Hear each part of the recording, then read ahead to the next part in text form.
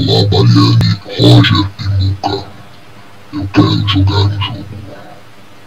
Agora mesmo vocês estão se sentindo desamparados, gordos, baixinhos e carecas.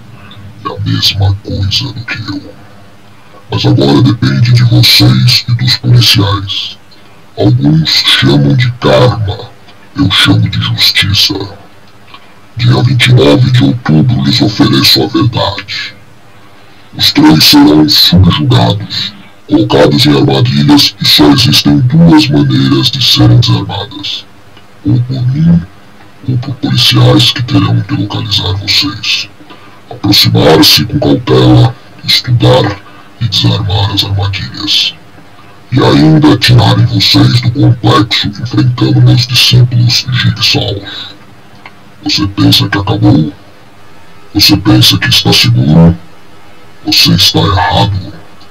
Faça a sua escolha.